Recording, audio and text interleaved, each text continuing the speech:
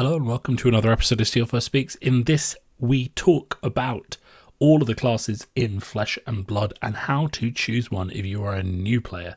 This will form another video in my new player hero guide series where I go through all the heroes in the game based on the order they released in and talk about whether or not they are good for new players.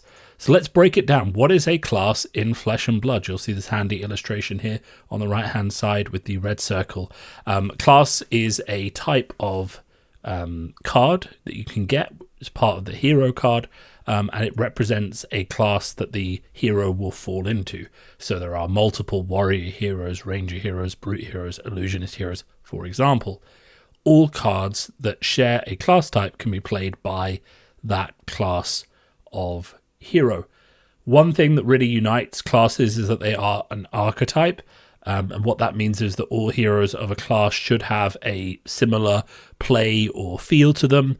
That means that your warrior heroes should all have a similar theme of attacking with weapons. Your brute hero should care about 6 power and that kind of thing. They also all share a design ethos, which means they should share elements of design that are recognizable across classes. And that means that even if the class doesn't play the same way that a similar hero of the same class should, they should have a similar design element. So a good example there is Zen, who plays in a very much deck searching, tiger focused gameplay, and Phi, who plays in a go again, draconic, fetching Phoenix Flames. The key design ethos they both share is the go again theme and the go wide attacks. So even though they don't necessarily play or feel the same, they do in fact have a recognizable design ethos across them. There's also a promise inherent in classes, which is that cards from a class will be relevant to other heroes of the same class in the future. Now, that doesn't mean that every hero from the same class should use the cards the same way, but it does kind of imply that a legendary for one class, for one hero of a class, is going to be valuable for other heroes of that class in the future.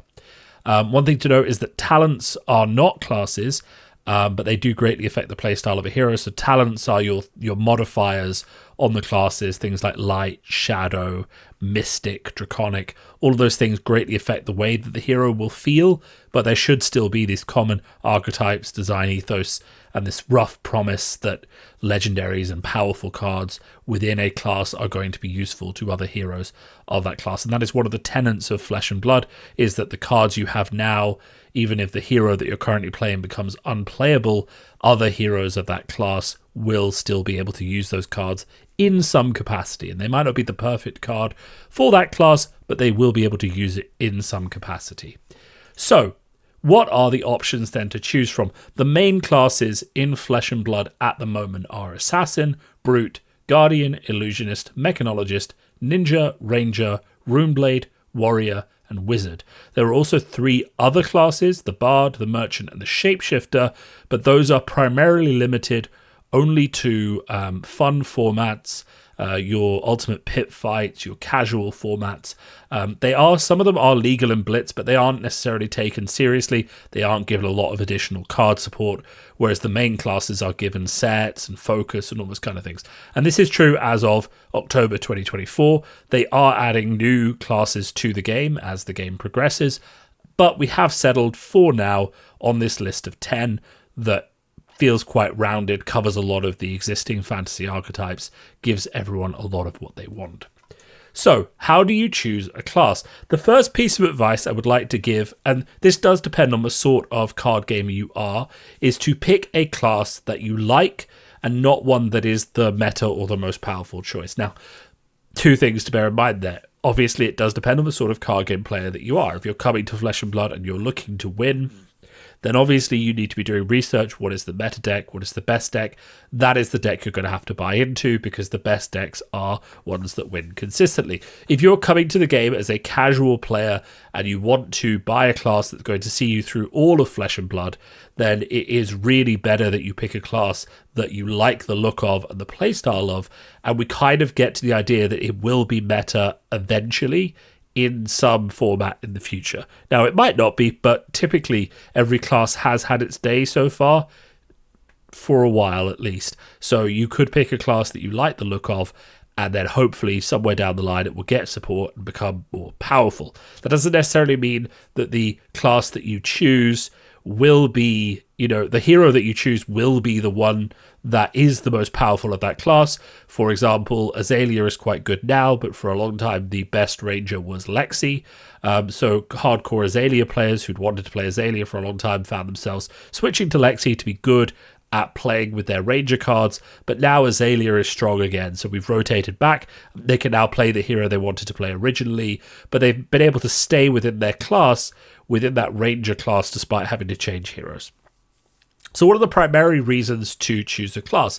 I personally think that art is a huge part of it. I think you have to really like the art style that's going. Now, talents can affect that quite a lot, but if you like the image of a warrior standing there in full plate armor with a sword, or you like the idea of a guardian hitting things with a big hammer, art is going to be, a good half of everything you see anytime you play a card. You have to really enjoy the art that you're looking at to really get involved with a class. Playstyle is obviously an important factor. You have to enjoy the play patterns the class represents. If you find yourself bored or you find yourself overwhelmed, then you've potentially picked the class that isn't right for you. You can find a class that you find doesn't bore you or doesn't overwhelm you with mechanics. You also need to make sure those core mechanics are something you enjoy. You need to look at the class, and we're going to help with that in this video, and identify what are the core mechanics that make up this class, and what's going to change with the talents and the heroes that come out. And if you don't like that core mechanic that comes out with the class, then obviously the class might not be for you. Lore and background also play a role. I mean, the heroes are very flavorsome in Flesh and Blood, so if you don't resonate with the background of the heroes that are in that class, you might not enjoy it as much. And similarly, the lore, understanding where ninjas come from, understanding where warriors come from, understanding brutes and things like that, you might enjoy that. I mean, brutes are a tribe on the fringe of Wraith. There's a lot of rich backstory there in terms of how they live and how they thrive, and then being hunted and at war with Solana and all this other stuff. If you enjoy that sort of approach with the lore, there's going to be more of it that supports that in the future. It is an area where Fab knows it's lacking slightly, so you can choose a class based on the lore that you've seen and that you enjoy, and similar to art, that will resonate with you throughout the game and be a constant regardless of the strength of the hero. Price of entry is also a good consideration. I mean, I personally don't feel like it's the best one, because I think if you pick something based on playstyle, core mechanics and art, you're going to have a full package that you enjoy, and it might be worth buying into that hero slowly rather than just choosing the cheapest hero that you can buy at this point. But it is worth considering, if you are playing on a budget, there are certain heroes that are weaker right now, and therefore their cards are not as expensive. You could buy into them now with the hope that they will get support in the future, and that means that if you buy cheap now, you could have a strong deck later. And of course, the last consideration, as we've already said, is meta strength. If you are someone who is coming to Fab with the idea that you want to win a lot, you want to go to competitive tournaments and get a lot of wins under your belt, you may need to consider how strong the deck you're buying into is now, and be prepared to adapt and change later if that's the only thing that matters to you. But I'm assuming, because you're watching this video, you're wondering a bit more about what goes into these classes beyond just which ones are the best ones, because there are lots of tier lists and things like that that have been published that will give you that information straight away if that's what you want. Things to be wary of when picking a class. The first thing is talent. So when you go and look at a class, and when you're looking at this video, we're talking about the base class and what is shared across those class archetypes. Most heroes in the game at this point have a talent as well, and talent drastically impacts how that class plays and the cards that are involved in that class. So the best example is Shadow Runeblade. For example, Vincent cares a lot about blood debt, playing from the banished zone, and using those banished cards for greater effect. The same with Shadow Brute. Shadow is all about correct use of your banished zone and managing blood debt. Vincent, because of that, plays incredibly differently to the non-Shadow Runeblades like Misserai, Florian, who don't play with their banished zone in the same way at all. Now, Florian does to get Earth cards in there, but he's not really playing cards from his banished zone in the same way that Vincent does. He doesn't have to consider blood debt. So when you're looking at a hero and you're saying, this is really exciting, I'm really excited to play Warrior because of light cards in Bolton, You need to learn to separate the talent from the class and say, actually, maybe I prefer light cards. I don't care if they're warrior or illusionist or whatever light hero comes next. I just want to play with light cards. Now, I can be like that. I like to play with earth cards. I don't really care which of the earth heroes I'm playing, as long as I get to play the earth cards with the nature theme. You should also be wary of Living Legend points. There's a lot to go into with Living Legend, but essentially it's Fab's rotation system. I'm not going to tell you not to get into a class, because the hero that's currently in that class doing well in the game is going to rotate and hit max Living Legend points and retire from Classic, Constructed, or Blitz in the game.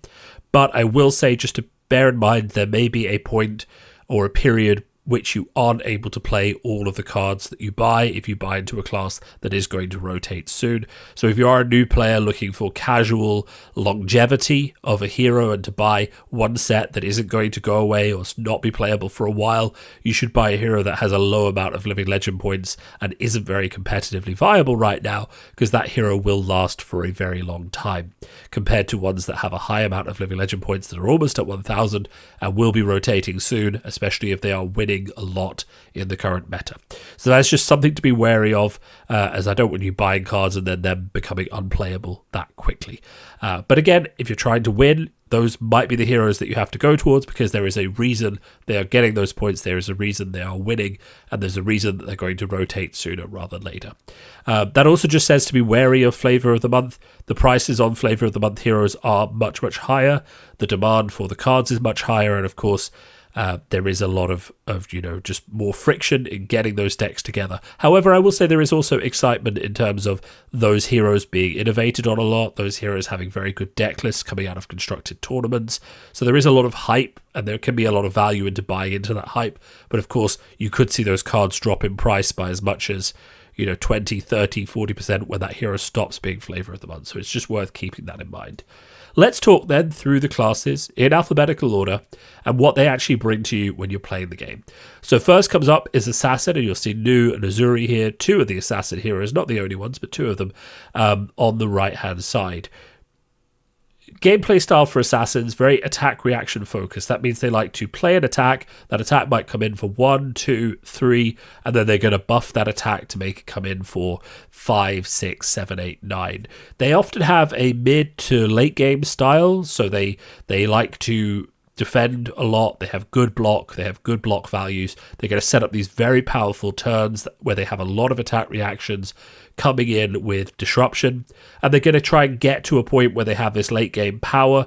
Nu, for example, can play cards, her opponent's cards that she's banished, which means if you fill up that banished zone with a lot of those cards by the end of the game, you can play them and get a lot of value to close the game out.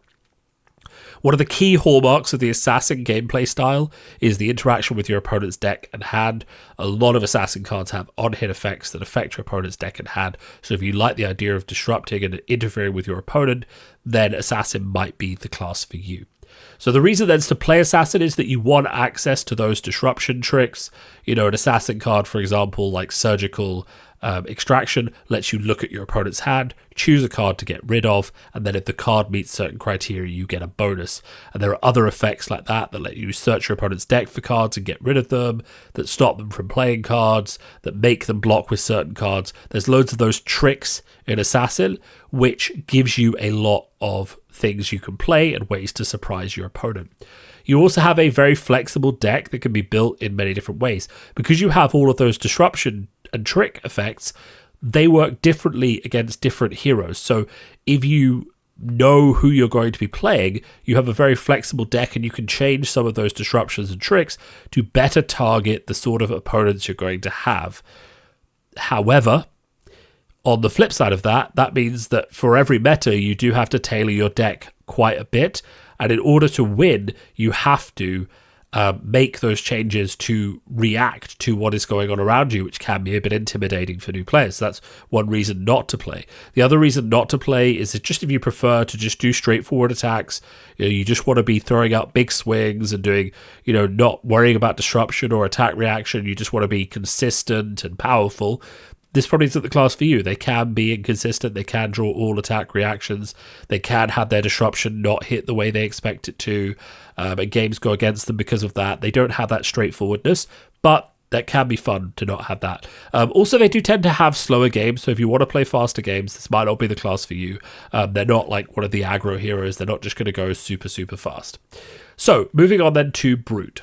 The unifying thing about Brutes is that they tend to care about big attacks, and then they do different things with big attacks. So that's a unifying thing across their gameplay style, is this big attacks matter. Anything that has 6 or more power is considered a big attack. They also tend to play around combo turns. So they tend to play around turns where either they're disrupting their opponent's hand by just removing their blocking potential, or they're just setting up really powerful, consistent attacks that are giving them a lot of strength. Another key tenet of the Brute class is gambling. One of their legendaries lets you roll a d6, and if you roll a certain number, you get more actions per turn, and if you roll a 1, you get no actions that turn. And that's just one example of gambling in Brute. There are lots of other ways to gamble in Brute.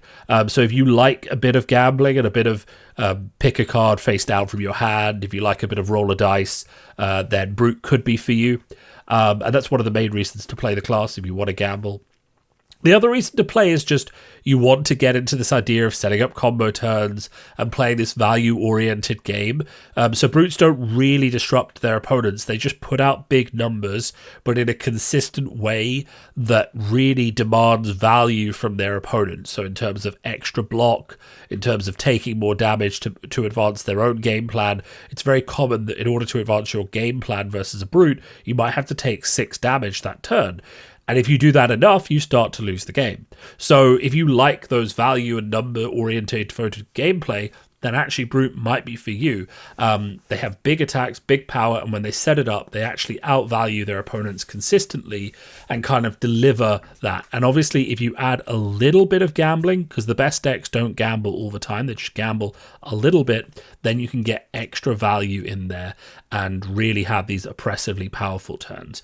Obviously, reasons not to play: if you don't like random elements, if you don't like a bit of spice mixed in, then you shouldn't play it. And then while I said Brute is consistent, they're not the most consistent decks. They can have high rolls and low rolls. They can have turns where they kind of whiff and they don't deliver on what they expect. So while they are quite consistent, they're not the most consistent. So if you're aiming for that consistency and you don't like gambling, then Brute might not be the class for you. Moving on to chief consistency, Guardian. So Guardian also likes to play big attacks, but the big attacks that Guardian plays are different. The big attacks that Guardian plays are disruptive in nature. So while Brute might play 2 attacks a turn, and those attacks will be more than the opponent can block, meaning they have to choose between blocking with their whole hand or advancing their game plan, Bravo and Victor and Guardians will play a big attack. They'll probably play 1 a turn, and that attack will come with some form of control attached to it. So your opponent has to kind of answer the question, how much damage am I willing to take, and will I accept this disruption effect versus just taking the damage, taking the disruption effect and advancing my own game plan. And Guardians very much have a set up and grind down kind of approach, where they'll set up 1 key attack reaction and they'll use that to help grind down their opponent. They'll set up a pivotal turn where they notice that their opponent is going to try and be aggressive, and they'll play a disruption effect that says, well, you can't be aggressive because you're either taking this damage and that's going to turn off your aggression, or you're going to block me and lose the cards that you needed for your aggression. So an example of a Guardian card would be Spinal Crush, which says, it comes in for 9, and if your opponent takes 3 or more damage from it, if your opponent takes 4 or more damage from it, then they can't gain Go Again next turn. So you're coming in for 9, you're posing a question to your opponent which says, do you need Go Again next turn? Well, if you do, you have to block. But if you block, then you obviously don't have as many cards, therefore you can't make the most use of the Go Again anyway. And that really encapsulates the Guardian playstyle of setup, grind down, add in some destruction. You should play Guardian if you want to play defensive and value-orientated gameplay. So I've already explained why it's different in value-orientated gameplay versus Brute. It is more consistent, but it has more disruption elements as well. It also is just better at blocking. So some Brute cards do not block, Most Guardian cards block for 3. You can consistently block and maintain your health in Guardian, which gives you a lot of control over the game to decide when to do those big swings.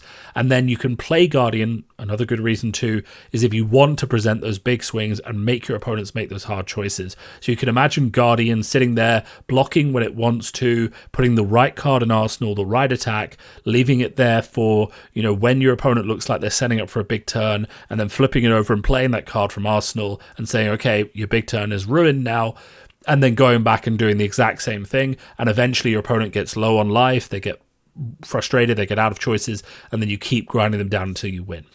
One of the things that Guardian does a lot is attack every turn with its weapon, quite consistently using the weapon to get value, because, for instance, Bravo's weapon comes in for 6 if you play it correctly, and that means that you might just end up blocking and swinging your weapon every turn until you set up those attacks you want to play. So if you get bored doing the same thing every turn, defending, swinging the weapon, then Guardian probably isn't for you. It's also probably not for you if you want to play faster, more aggressive games. Guardian really falls on the defensive side of Fab, so that's just not really an element that it can deliver. Illusionist then. Illusionist is an interesting hero. Its gameplay style is board-orientated gameplay, and it's one of the very few board-orientated focus classes in Flesh and Blood. And what that means is it tries to bring permanence into the game, and the flavor of permanence really depends on the sort of illusionist you're playing. So Enigma, who's the mystic illusionist hero, likes to bring in ward attacks that soak up damage, and spectral shields, which are just tokens with ward. Prism likes to bring in her angels, her heralds, put them on the board, and then attack with those angels once she's awoken them. And they also have a flexible game plan and deck building approach. So you can change your deck in most illusionist heroes to either focus more on attacks or more on the permanence side of things. So you kind of have a few different ways to approach the meta. You also have this option in most illusionists to switch between late game and combos, or be aggressive with attacks early on, which gives you a lot of flexibility into deck building. Illusionist is one of those strange heroes where it attacks Fab from a very different angle to a lot of other heroes. You'll notice with Brutes and with Assassins and Guardians, I've all talked about attacking, defending, choosing to play big attacks, choosing to play attack reactions, whereas Illusionist is very much going to be like, hey, I put this permanent out this turn, and then I attack with the permanent, because the permanent, the ward or the aura will get turned into a weapon, and you can attack with that. And then if it gets destroyed, I'm losing my weapon, but I'm also not taking as much damage. And in that way, the gameplay loop is different to many other heroes in Flesh and Blood, so you kind of need to be prepared for that. I think it's very much like a love it, hate it kind of thing. I think if you'll give it a try, borrow a deck from a friend, and you're going to quickly say, I hate having these board to manage. I hate losing all my weapons and my auras in one turn, and then I have to build them back up again, or you're going to love it. So the main reason to play Illusionist is you want to play that board-focused gameplay, you want to embody that summoner archetype, you want to kind of attack Fab from a different way. The other thing to note is that Illusionists are often good into slower meta decks, and provide complex challenges to those decks, because they can build up quite strong late game combos and quite strong powerful late game turns, especially Prism. So if you want to play a hero that challenges slower decks, and provides complex sort of challenges to those decks to play into, and provides you with complex challenges in terms of setting them up, then this could be a hero for you. So if you're looking at your local meta, it's very Guardian heavy, you want to get in with something that can challenge that, you could look at Illusionist as your option to challenge that meta, especially if you like the idea of building up a board and having that summoner archetype. It might fit the feel for you. Reasons not to play. This is one of those decks that doesn't really emphasize the core feel of Flesh and Blood to me. It's less focused on attacking and blocking. It's more focused on doing things its own way. That means if you're looking to get a good foundation in the core tenets of Flesh and Blood, this might not be the thing for you. Also, if you're looking for a deck that emphasizes the core gameplay loops of Fab, again, might not be for you. Also, if you just don't want to manage the tokens and have to build a board and the tokens can blow up, so you have to be able to handle that, and there's a lot of complexity on when to blow them up, then maybe this isn't the hero for you. But if all of those things sounded like, hey, I want to build a board with loads of tokens, and I want to attack the game in a different way to other heroes, and I want to have to manage these things that are both shields and weapons, if all of that sounds cool, then cool, you're an Illusionist player. There are loads of them. People really love this hero. It's not for everyone, though, so just keep that in mind. Mechanologist is our other hero that builds a board state. So Mechanologist gameplay style, you play items that deliver multi-turn value, and whether you play permanent items or you play items that stick around for a few turns and give you a few turns worth of high value really depends on the flavor of Mechanologist you play. So traditional Mechanologist, which is slow, will build up items on the board that are permanent and use those to deal consistent pressure. More modern sort of Mechanologists from the recent sets will have large combo-focused turns with items that go away after a few uses, but bring a lot of power to the board. Mechanologist either basically oscillates between those two gameplay styles, so the aggro gameplay style or a late game gameplay style where they use items for value and build up pressure their opponent can't resist. So you either really have those choices. There's also a large sort of focus on combo if you choose to go aggressively, and really good turns that reward sequencing and planning, so that can be a lot of fun. So if the idea of playing a steampunk hero with lots of items and triggers and onboard effects appeals to you, in a way that they're not as fragile as Illusionist, you have control over how they get used, when they get used, versus them being something that gets blown up by your opponent. It's a very big difference. Then Mechanologist might be for you. Also, if you want to play like a really combo, fast-paced, aggressive gameplay style, you might want to look into Mechanologist, especially heroes like Dash IO. This is Dash Inventor Extraordinaire. There's also another Dash hero called Dash IO, who's a bit more aggressive. Max is also quite aggressive. If you want, like, one of the interesting things about Mechanologist is that there's no Mechanologist talented heroes. There's a caveat. There is one Mechanologist talented identity, but it's not a core hero card. It's something special. But there is no Mechanologist talented heroes, which means if you buy into Mechanologist, you actually have quite a flexible approach to the game that crosses 4 different heroes, all of which have a slightly different identity, and there is a flexible core identity there that really resolves around items and a mechanic called Boost. Now, Boost is just a way to get go again by banishing the top card of your deck, and that's essentially Boost. If you attack with a Boost card, you banish the top card of your deck, and if it's a Mechanologist card, you get go again. So it really rewards you playing a full Mechanologist deck, and it really rewards you mixing in some powerful attacks.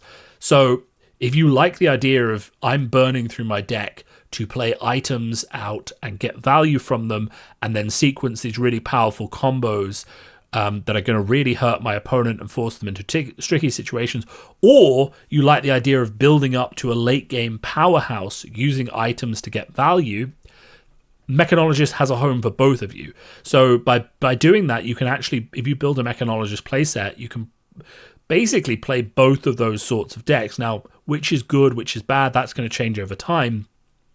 But you have access to both of those because Max and Dash IO are both aggressive decks. Dash Inventor Extraordinaire and Tekla Vossen, who builds himself a mech suit, are slower decks. So you have that option. And, you know, you might just be the sort of person who looks at a guy wielding a hammer with loads of lightning coming out and saying, that's my aesthetic. If it is, then Mechanologist has plenty of that for you. The reasons not to play Mechanologist, so most of the items involve some kind of Steam counter, which is just a counter that goes on them to track how many charges or resources they've got, or how many times they've been used. If you don't like managing counters on cards or tokens or items, don't play Mechanologist. Every Mechanologist plays items, and those items come with counters and trackers and tick downs and abilities. If that's not for you, just don't do it. If you don't like steampunk or like cyberpunk, just don't play Mechanologist. If you can't look at it it's not for you. And the other thing is, some people don't enjoy the boost mechanic because it burns through your deck faster than you would if you weren't using it, which means you can be fatigued or it can feel kind of bad.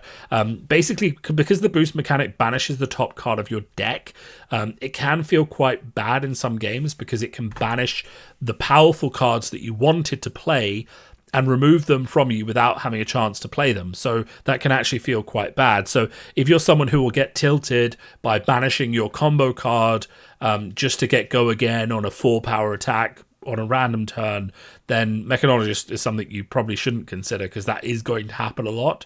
And that does add a bit of a high roll value to the class, but it is rewarded in terms of the power that these heroes can reach when they're boosting, when they're going strong. I mean, they have a 10-power attack that says, you know, you can only play it if you've boosted 3 times a turn. So you're going to boost 3 times and then you're going to hit your opponent for another 10. That's going to feel fantastic, right? So, you know, there's a lot good going on in Mechanologist. Very worth looking into if it fits your theme and you want to do these kind of gameplay styles. Moving on then to Ninja. Ninja's main hallmark, as one of the original 4 heroes in the first set of the game, is go wide aggressive. So you've seen heroes like Guardian and Brute who don't go as wide. They kind of go tall, they do big attacks. Now we've got Ninja, who is the opposite of that. He's going to play 4 cards from his hand, 1 card from his arsenal. They're all going to be different attacks, and he's going to have 5 attacks on the combat chain, or, you know, more attacks with a weapon, or I think the record that I've done is 12 or something like that. So you're going to have lots and lots of attacks, and that is the aggressive style. Your cards do not block very well, though there are ways to block in Ninja. On average, your powerful red attacks do not block particularly well. You are going to be the person who is trying to set the aggressive tempo of the game. Ninjas also often have a combo-focused style of gameplay, which means they're rewarded for sequencing and setup. Quite a few heroes have this. In Ninja, it's a bit different because they specifically use a keyword called combo, which rewards you for playing attacks in a certain sequence. So, for example, you can play Head Jab, and then if you follow up Head Jab with a card called Open the Center gets a buff, and then if you follow up Open the Center with Pounding Gale gets a buff because you played Open the Center. And because of that, quite a few of the Ninja heroes reward you for searching your deck. You'll see 2 of them on the screen, Katsu and Zen, both give you an ability to search your deck. And what that means is that you can actually build a deck that goes and gets the combo card you need to finish off the sequence. So you actually have then, instead of just saying, oh, I need to draw that card, you can actually go and fetch the card you need, and in that way you get a bit of consistency. So whereas other decks are trying to play a combo and just trying to get different types of cards that work together, or a power turn, Ninja can set up power turns pretty consistently because it knows what cards combo with the cards in the hand. So for example, if you draw your Head Jab in your hand, you can use Katsu's ability to go and search for Open the Center, and in that way you will get the combo card you need to guarantee you can trigger it more often. If you draw Open the Center, you can go and fetch Head Jab, and you start to see how that plays. The same with Zen. He has a lot of cards that combo with Crouching Tigers. So by making a Crouching Tiger in the hand and then going to search the deck for any card with combo, he can fetch a card that combos with that Crouching Tiger, which means it's more consistent than just if he had to draw the card. Reasons to play Ninja. You want to play that combo style where you're rewarded for being aggressive, you're rewarded for sequencing your cards correctly and knowing what to search for and what to pull out. And if you really want to be the hero that sets the tempo of the game, that is what Ninja is supposed to do. It's supposed to be the hero that is presenting the damage, that is making your opponent decide how much they want to take to advance their game plan, and it's also just saying, hey, I'm going to keep coming until you're dead or you can kill me. And the number of games that go down to Ninjas being on 10 life because they're taking damage in order to play these powerful hands makes you feel like you're really in the nuts and bolts of Flesh and Blood. You're attacking a lot and you're taking a lot of damage as well, but you're getting through to where you want to be. On the flip side of that, reasons not to play. If you like blocking and you like to feel in control of your actions and to be able to take turns off, Ninja probably isn't the class for you. Now, they do say that good Ninja players are defined not necessarily by how well they attack, because it's kind of assumed if you're playing Ninja you're going to attack well, but by how well they block. So the fact that most of your cards block for 2 and you don't block very well means that the decision on when to block and how to block becomes even more important. So that is a skill you will have to develop. But It is sometimes the case that your opponent comes in with a really powerful attack. You would love to block, but every card in your hand blocks for 2, so you can't really. So you kind of have to take whatever damage they're throwing out, because it's much more efficient for you to send your attacks than it is for you to block your opponents.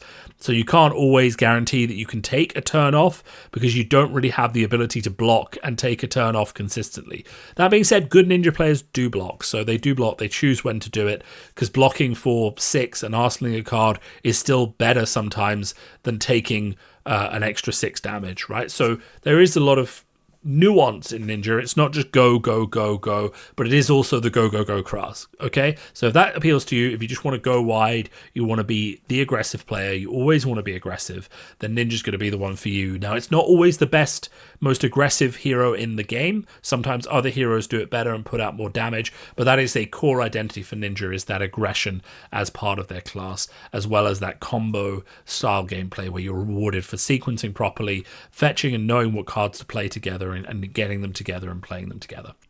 Moving on then to Ranger. So Rangers are an interesting hero in the game because they have a special type of attack called arrows. Arrows can only be fired from your arsenal, and because of that, that means that the Ranger class key gameplay distinction is that it is an arsenal-centered class, and that means that you are focused on equipping bows which load arrows into your arsenal. You're focused on refilling your arsenal with reload effects or codexes, and a lot of your equipment is also focused around the arsenal as well, either giving you 2 arsenal slots or letting you reload an arrow into it, that kind of thing. So if you like the idea of an arsenal, of keeping the right card for next turn, of doing that kind of arsenal interactive gameplay, then Ranger could be a choice for you. It's also a very flexible deck because the style of gameplay often depends on what weapons and arrows you've chosen. Some of the arrows are more attack action focused, more go again focused. Some of the arrows are more disruption focused. Some of the weapons can give you card draw. Some can give you, stop people playing defense reactions, that kind of thing. There's a lot of flexibility in both weapons and arrows and what they do for you. Reasons to play Ranger is genuinely if you like setup and jumping through hoops to get payoffs. What do I mean by that? I mean that Azalea, for example, is the stereotypical Ranger. She can put the top card of her deck face up into their arsenal. If it's an arrow, that arrow gains Dominate. Obviously, Dominate is quite a powerful effect, stopping your opponent from blocking with more than one card from their hand for this attack. So it is good to set that up, and there are lots of ways that Azalea has to look at the top card of her deck and to make sure it's an arrow. So the best Azalea deck, for example, plays a lot of non-attack actions, uses those to buff arrows, and then looks at the top card of her deck, sees if it's an arrow. If it is, she might take it. She might use that to give it Dominate. If not, she might just use an arrow she's got in hand, for example. So you might find yourself triggering 3-4 actions before you do an attack, and then have that attack coming in with a powerful payoff. Alternatively, someone like Riptide, who's the other hero, Ranger hero at the moment, whenever you play a card from hand, you may put a card from your hand face down into your arsenal. So you play a card from hand, you actually just get to put another one into your arsenal for free. Whenever you trap you control triggers, deal 1 damage to an attacking hero. So he's all about finding the right trap for the right situation and getting that trap into his arsenal, either by playing a different card or by setting it up the previous turn, and then triggering those traps onto his opponent to trigger his hero ability. So you can see how they both interact with the arsenal a different way. One does it on offense, using it to give arrows Dominate. The other one does it on defense by loading up their arsenal with traps and using that to get power. So they both have multiple setup steps to deal and get payoffs through the setup that they do, which kind of is a thing that Ranger, it feels thematic. It feels like you're setting up for the contract that you're doing, and then you're delivering on that to get the payoff. They also have a fair bit of disruption. They have quite a few powerful disruptive cards that are going to either give your opponent, -1 on their attacks, or help them or destroy their arsenal next turn, that kind of thing. So they have a lot of flexibility in their arsenal and things they can choose to bring to the game, which is quite fun and does give them a lot of flexibility. Reasons not to play Ranger.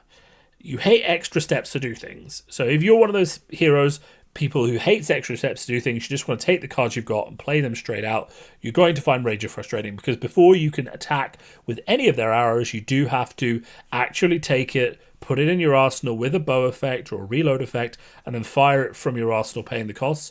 You can shortcut it a little bit, but in proper competitive games, you can't really. You do have to load it as one action and fire it as a second one. If that's going to frustrate you, just get out of Ranger straight away. You know, that is something you're going to have to get used to doing. Also, Rangers can be a little inconsistent because they need that setup. Sometimes you draw all of your setup cards and you don't draw, your attacks, or you draw all your traps and you don't draw any attacks. You know, they can be a little inconsistent. That can be quite frustrating. So if you want consistency and straightforward gameplay, might not be the best. That being said, they can do those turns quite a lot. I don't want to say that they're inconsistent. I just want to say that, you know, there is an element of consistency that some people may find frustrating. Also, if you don't like restrictions on how and when you can use cards, if you just like to draw every card in your deck and be able to use it straight away, again, it falls into the extra steps thing. If that frustrates you, then Ranger might not be the card for you. However, they are very good at encapsulating that whole hunter setting up mechanics and things like that. So if that's what you want, then this might be a good choice for you. Moving on then, we have Runeblades. Runeblades are your archetypical sort of Spellblade warriors. So they have a lot of like spells and things they do before they attack that give them more power, lots of non-attack actions. It's an interesting class because they can play some of the best cards in the game, because they can play the best attacks in the game and the best non-attacks in the game. And then when you add to that all the Runeblade cards, they have a very impressive range of cards that enable a lot of different gameplay styles. And that's the reason that when I think about their gameplay styles, I think they have a flexible game plan. They can usually build decks that are both aggressive and defensive. They can even build decks that can switch between the two quite easily. They also have this split damage, so they can deal both arcane damage and physical damage at the same time. If you're not familiar about arcane damage, it's just a different type of damage in the game that has to be blocked differently. And when you present arcane damage and physical damage at the same time, your opponent really does have to choose how they're going to block. And they can't usually block both with the same card, so it does create difficulties for players having to block that damage. So why then would you play a Runeblade? So if you want a good mix of aggro and control, the Runeblade class has both the most aggressive hero in the game and also one of the more defensive heroes of the game. It has heroes that can do setup with Viserai. Viserai likes to take off turns to build these rune chants. These rune chants deal 1 damage when they explode. You might take a turn off attacking to make 6 or 7 rune chants, and the next turn you might block a little bit and do an attack. A lot of Runeblade cards also have very interesting effects when they attack. They might have on-hit effects or triggers if you've dealt arcane damage, or ways to disrupt your opponent if you've dealt them damage. So there's lots of interesting cards within the Runeblade class as well. They're very much not just vanilla attacks, so they have a mix of damage types and a mix of attack types.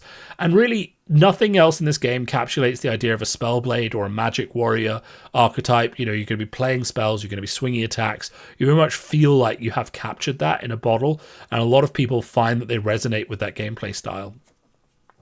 However, the side effect, of course, of having to play a lot of non-attack actions and attack actions at the same time is that you will inevitably have turns that are setup turns or brick turns. Brick turn meaning you didn't draw an attack when you wanted one. Setup turns meaning you just need to play some non-attack actions and get set up for the next turn. If you find that frustrating, if you always want to have freedom of what to choose and a lot of attacks to play, then Runeblade isn't for you. But if you're willing to take those turns off, to do that setup, to see the good play and the value from the next turn, then Runeblade is very rewarding in that category.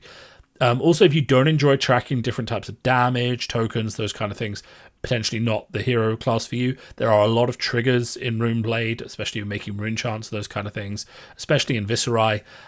So if you're not prepared to manage those token triggers and instance and those kind of things, then there is a level of complexity to Runeblade you might not enjoy so much. But otherwise, it's a class with a lot of depth, and it does bring quite a lot of core Fab gameplay to the game, as well as providing this fantastic Spellblade Magic Warrior archetype. Moving on then to the actual warriors. So you can see we've got 2 on the screen, Dorinthia and Olympia. Warriors are what I would consider to be the most straightforward of the classes in the game, kind of like Ninja in that regard, and Guardian, which is interesting because they are also one of the first classes that was put into the game in the Welcome to Wraith set. They offer weapon-focused gameplay, and what that means is that most turns you're going to either buff your weapon and attack, or you're going to attack with your weapon and then buff it afterwards. They also offer a lot of gameplay focused on attack reactions. The primary difference between Assassin and Warrior attack reactions is that Warrior attack reactions often do more power, or buff the weapon more, or draw you cards rather than disrupting your opponent. So the warrior attack reactions are usually more focused on making your attacks better, whereas the assassin ones are more focused on making your opponent's turn worse, is the easiest way to describe them. I call them the most straightforward class because often you're attacking with a weapon and you know what you need to do next. It's either buff the weapon or figure out a way to attack with your other weapon. But there is still a lot of complexity. They have a lot of attack reactions. They have a lot of ways of attacking and then making something happen, which a lot of people enjoy. I would say, just based on how they play, the main reason to play them is you want to play a fairly straightforward class that still has a number of combat tricks. They are also incredibly consistent. You can get a lot of value out of Warrior from keeping 2 cards, one as a buff, one as something to pay for it, swinging your weapon, playing the buff, getting a lot of value. I will say reasons not to play. I don't think there's not a lot of gameplay variety in Warriors. You know, it is focused around swinging the weapon, buffing the weapon, and if you want a bit more variety turn to turn, like you want to play a setup turn, you want to play a turn where you build some rune chants, or you want to play a turn where you disrupt your opponent instead of attacking them.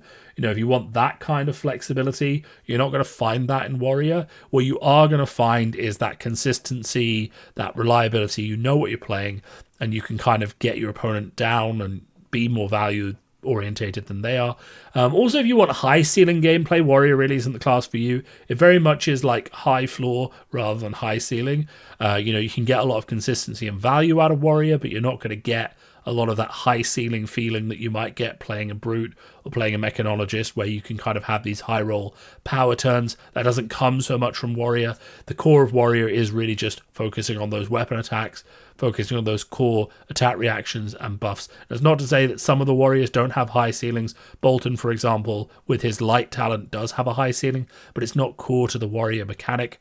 So I can't guarantee you're going to find that high ceiling in the other Warriors if you enjoy it in Bolton. Finally, then we move on to Wizard. Now, Wizard is an interesting class because much like Illusionist, it kind of plays its game its own way. So Wizards really are much less likely to have attacks in their deck, though there is Verdance, who is more of an attack-focused wizard. They focus on dealing arcane damage with minimal attack actions in their deck. Again, Osilio plays some. All wizards play some attack actions except Kano, but most of them are focused on dealing arcane damage and using that to win the game. They attack then the game from a different angle. They focus on the idea of playing non-attack actions and playing arcane damage. That means you have to be willing to play the game in that way, and your calculations, your damage calculations, do feel different from if you're playing other heroes. So you should play Wizard if you want to play something that feels unique, that approaches Fab differently. That is really what they do. You know, they are combo orientated. They like to build up power turns with non-attack actions. Kano, for example, had a combo until recently where he could play, 8 cards in a turn, pitch 7 cards, and use those combos to deal 90 plus arcane damage that will kill any opponent through any amount of arcane barrier. Osilio is like playing a lot of lightning cards and using those to deal high amounts of arcane damage on a single lightning card, using his weapon to buff it. So if you like those combo styles and being able to do large amounts of damage after setup, then these might be the heroes for you. Even Verdance, she sets up turns where she can deal, where she can gain 15, 20 life and then deal 60 plus arcane damage. So that is an option. I will say that, Wizards are hard to recommend for new players just because they do play the game differently. I feel like you could play a Wizard for 6 months and then not know how to play another hero in Fab, whereas if you played a Warrior and then you wanted to switch to an Assassin, you'd have a pretty good pivot. But that being said, there are people who enjoy coming at the game from a different angle. There are people who enjoy that setup gameplay, that combo gameplay. If that's what you like, this could be for you. Also, if you, that, you know, that might appeal to you. Reasons not to play Wizards is if you don't enjoy that, you don't like complex turns or setup gameplay or complex sequencing, you want to play attack reactions, you want to play with the combat chain, you want that to be your core focus of the game, and that's what you enjoy. And really, if you want to play core Fab gameplay, now, it's not to say that not playing the core Fab gameplay is a bad thing. It's just, if you want to play core Fab gameplay, then Wizard potentially isn't the class for you, because it does sort of branch out from that quite a bit. That is all of our classes in the game. So if you have enjoyed this video, please do let me know. I do like to make videos from this from time to time that really encapsulate the new player experience. And if you have any questions, please do put them in the comments below. Please do like and subscribe. I have been making Fab content for just under 5 years now. And we have been doing it quite consistently, and we will continue to. I also do have a Patreon. I don't really offer any perks, but if you want to support me, there's just some cheap tiers on there. You can chuck me a few quid a month, buy me a coffee, and I will take that money and use it to live a nice life and keep my energy up for doing things like this for all of you. So have a great time. I hope you're enjoying your journey in Fab, and if you're just watching this video as a new player, welcome to the game. The community is fantastic, and do check out that playlist that has a lot more new player hero guide videos, and will break down all the latest heroes in Fab and whether I rate them or rank them as being good for new players. So speak to you all soon.